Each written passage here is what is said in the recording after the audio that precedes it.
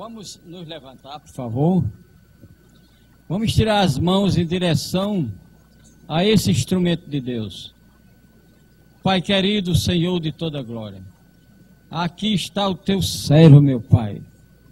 O Senhor o encaminhou para aqui, para ele dar o teu recado.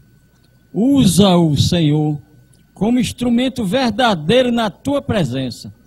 Usa-o, Senhor, para que ele possa, meu Pai, desempenhar essa função tão maravilhosa que é pregar a tua palavra. Senhor, tem misericórdia dele. Ilumina o seu espírito para que ele possa falar do Senhor, não de si, meu Pai. Ajuda-o para que ele possa te servir cada vez melhor. Em nome de Jesus. Amém, Senhor. Deus te abençoe, meu irmão.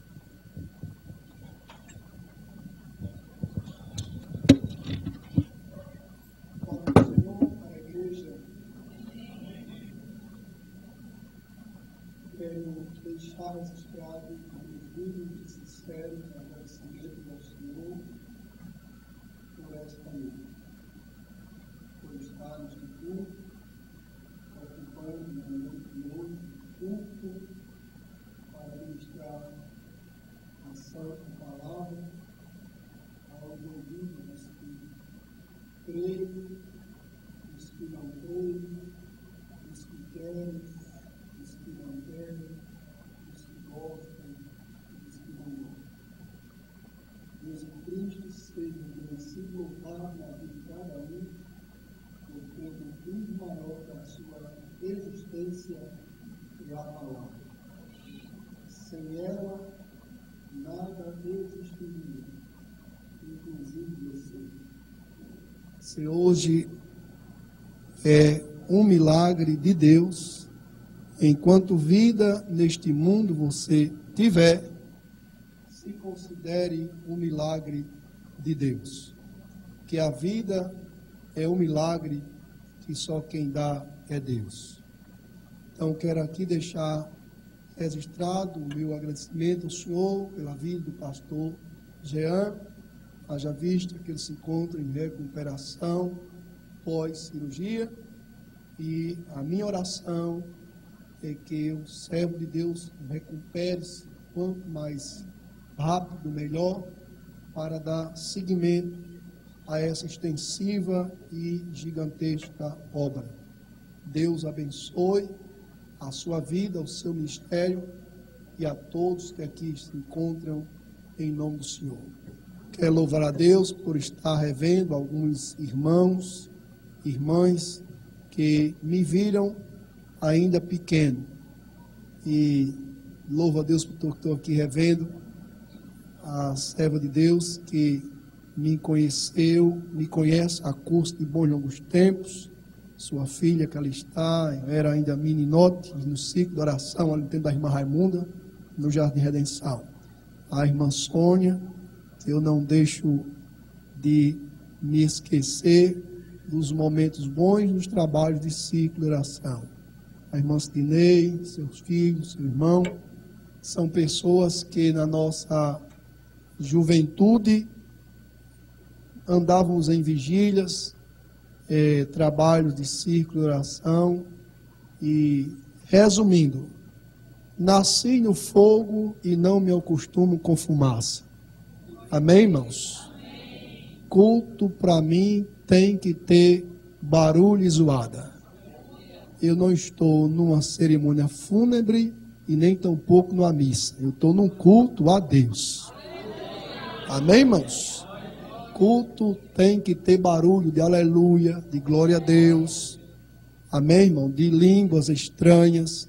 Isso é um sinal que a igreja está conectada com o dono da obra. Haja vista que o barulho em si, ele nunca, jamais foi motivo de promover a presença de Deus. Mas a presença de Deus é motivo de barulho. Aonde Jesus chega, tem zoada. Amém, irmãos? Enquanto ele não chega, tudo é silêncio. Mas aonde ele chega, as coisas alteram. E o nome dele é glorificado. Amém? façamos uso da Santa Palavra, abrindo comigo as suas Bíblias no que tange respeito ao livro de João, capítulo de número 8, e farei uso de um versículo deste capítulo por mim citado. Capítulo 8 de João, evangelista João. Esse João evangelista, não confundam ele com João Batista. João Batista não tem nada a ver com esse João evangelista. E esse João evangelista não tem nada a ver com João Batista. João Batista foi uma pessoa diferente totalmente de João evangelista. Agora, esse João evangelista é o mesmo João do Apocalipse, lá da ilha de Patmos. Esse João foi tão sincero com Jesus, que dentre os discípulos de Cristo, esse foi um dos que mais tinha aproximação com o Senhor. Aproximação tão intensa dessa natureza, que por causa de Jesus, João diz, por causa da palavra de Deus, que é o próprio Jesus, fui preso. Segundo alguns historiadores da época de João, narram que esse homem, ele foi levado por várias vezes a prisões e por várias vezes sentenciaram ele à morte. Simplesmente, no momento da execução, o que acontecia? João não morria, a ponto de pegá-lo, amarrar mãos e pés e descê-lo vivo em caldeirão de óleo quente. Na lógica nossa, era para subir só a carcaça, só a ossada. Baixaram João vivo e quando subiram, estava João vivo. Pegaram este homem, levaram exilado na era de Diocleciano para a ilha de Patmos. Para ali, ele ser morto e tragado pelas feras. E exatamente lá foi o lugar em que este homem teve uma experiência com Jesus nunca vista. Ali, Deus lhe dá o leque da revelação, lhe revelando passado, presente e futuro do mundo. E hoje estamos aqui notificando esse milagre que por Jesus foi operado na vida de uma pessoa que creu no poder da sua palavra. Milagres não acontecem na vida de quem quer. Você pode repetir isso? Todos juntos? Milagres não acontecem na vida de quem quer. Repitam, milagres acontecem na vida de quem crê. Tem muita gente querendo milagre, mas pouca gente crendo. É por isso que poucos contam bênção, porque nem todo mundo crê. Aí só quem crê é quem recebe é quem conta. Amém, irmãos? Amém. Então, livro de João, capítulo 8, verso de número 2. Diz-nos a Santa Escritura: e pela manhã cedo voltou para o templo, e todo o povo vinha ter com ele. E assentando-se, os ensinava. Todos juntos? E pela manhã cedo voltou para o templo, e todo o povo vinha ter com ele. E assentando-se, os ensinava. Mais uma vez.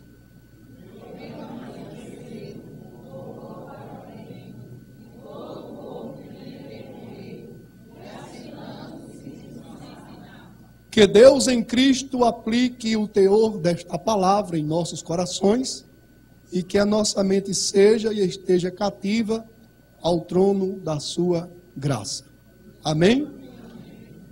Meus queridos irmãos, ao depararmos com essa expressão à luz da Escritura, encontramos anterior a esse dia uma postura distinta de Jesus no que tange respeito ao seu ministério público e terreno, quando ele aqui palmilhou com seus pés. A pessoa bendita do Senhor nunca fez e jamais fará acepção de pessoas. Jesus Cristo veio numa incumbência exclusiva de realizar nos homens uma obra e um milagre que jamais ninguém poderia ou pode realizar. É a obra da salvação. Quando olhamos para esse tão grande e gigantesco milagre que é a obra da salvação, definimos a salvação não como um dos maiores milagres que Jesus opera. Nunca diga para ninguém que a salvação é um dos maiores milagres que Jesus opera, porque isso não é verdade. Se eu afirmar que a salvação é um dos maiores milagres que Jesus opera, eu também tenho que apresentar um outro tipo de milagre que supere o milagre da salvação.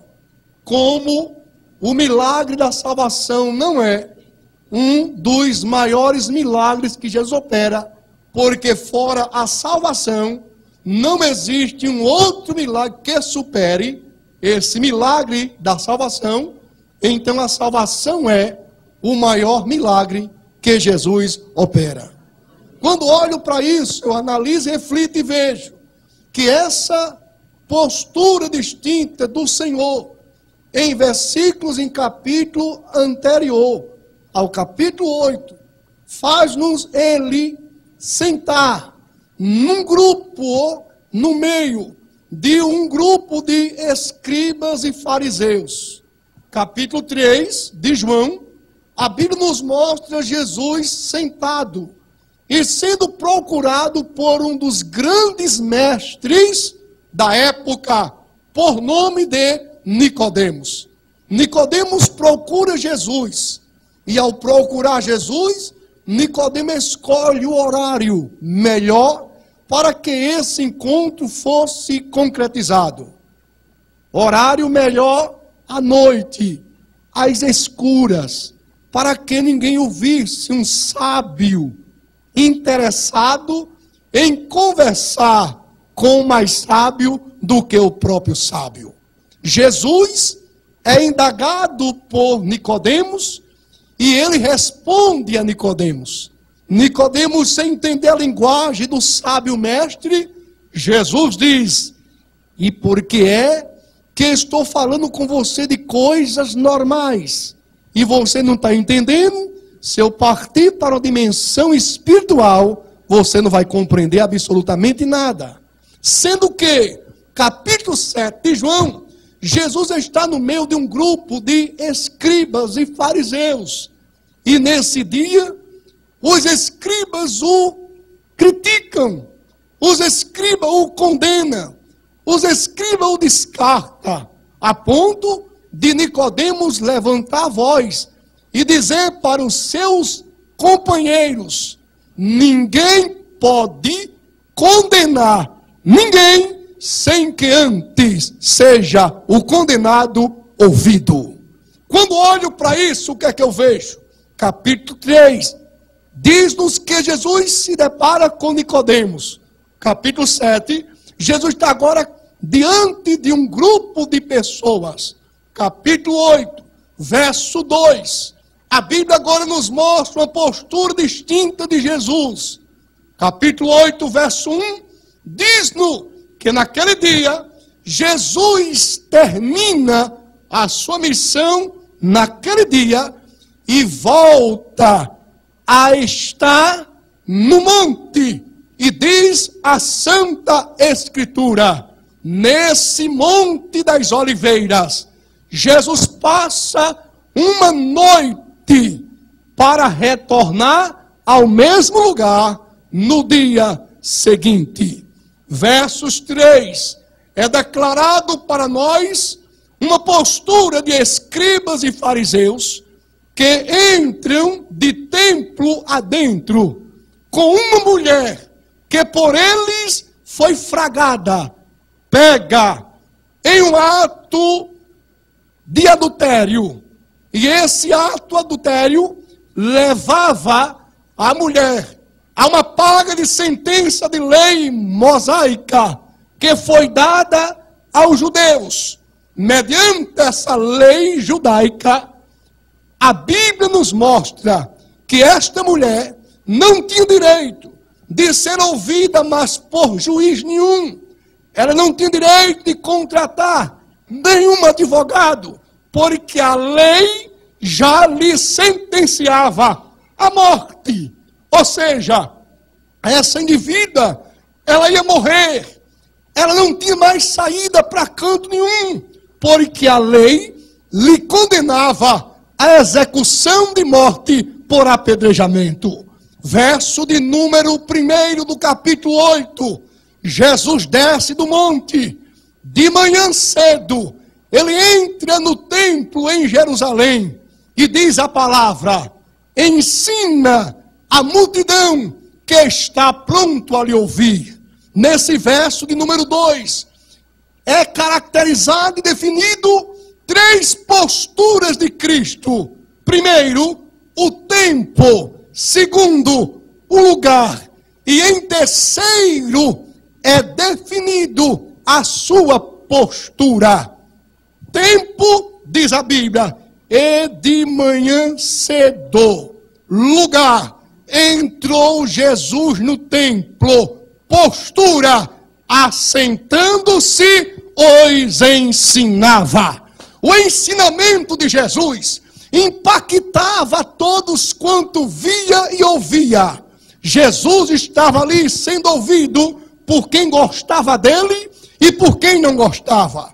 Jesus estava sendo ouvido por pessoas que acreditavam e estava sendo ouvido por quem não acreditava. Jesus estava sendo ouvido por pessoas que admiravam-o, mas também estava sendo ouvido por pessoas que não lhe davam nenhum valor. Porém, a própria Bíblia nos mostra que entre essa mulher e Jesus havia um contraste muito forte. Primeiro, dia anterior era noite. Jesus estava no Monte das Oliveiras. Nesse monte, Jesus passa a noite toda em oração. Enquanto Jesus orava, na cidade, uma mulher pecava. Nisso, a Bíblia nos mostra que os escribas e fariseus, munidos com a lei, levam a mulher para ser executada por eles próprios, porque a lei romana lhe dava permissão para que a lei judaica fosse exercida contra aquela indivídua. Nessa concepção, a Bíblia nos mostra que esses homens adentram de templo adentro e interrompe o ensino do Senhor. Anteriormente, Jesus, pelo mesmo grupo, foi chamado de enganador. E por esse mesmo grupo, Jesus está sendo chamado de mestre. Tem pessoas que têm 2 tipos de comportamento. Um na tua presença e outro na tua ausência. Na tua presença não tem melhor do que você.